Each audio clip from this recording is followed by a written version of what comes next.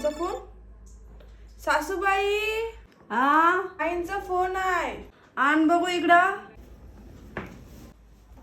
सासूबाई, ताईंचा फोन आहे का, उचलून दिलाय. हा हॅलो, बोल. काय झालं बाळा? ये की मग. कुणाचं भ्याव आलंय का? तुझं घर नाहीये?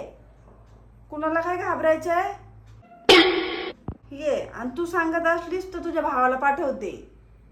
हा ठीक आहे, चालेल चालेल, ये. हा ये, एकटीच ये. ताई, काय बोलत होत्या ताई? ती इकडे यायचं बोलते. का? का म्हणजे तिचं घर नाही हे? हा म्हणजे अचानक का असं विचारायचंय मला. अचानक नाही, 1 महिना झालं मला सांगितलेलं. सांगितलं नाही ना, म्हणून विचारलं अचानक का.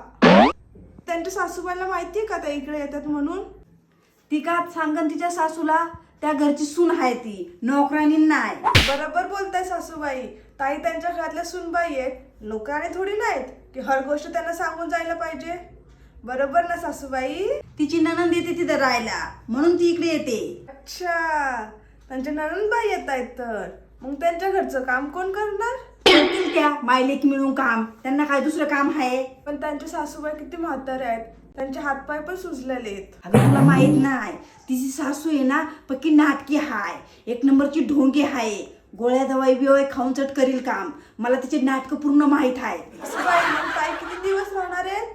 जोपर्यंत तिची नणंद तिथे राहील तोपर्यंत माझी लेक इथे राहील. तुला काही अडचण हाय? सासूबाई, हे पण बरोबर आहे तुमचं. चला सासूबाई, येते मी.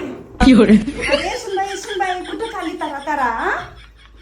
सुनबाई चाललीस कुठं? मला सांगशील का नाही? सासूबाई, मी माझ्या गावी जाऊन येते. अचानक चाललीस आणि मला सांगितलं पण नाहीस? हा सासूबाई, मी तुमच्या घरातली सूनबाई आहे, नोकराने थोडी नाही जी हर गोष्ट तुम्हाला सांगून जाईल. हा, आणि घरचं काम कोण करीन? तुला तर माहिती एवढी थंडी आहे, माझे हातपाय दुखतात. तुम्ही दोघी मायले की तुम्हाला काय काम आहेत?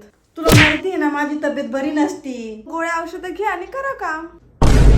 आणि किती दिवसासाठी चाललेस? तोपर्यंत ताई इथे थांबतील, मी गावी थांबेन. ताई गेल्यावर तुम्ही मला फोन करून बोलून घ्या. सासूबाई, no, बाय बाय, no, सासूबाई, no, येते मी. no.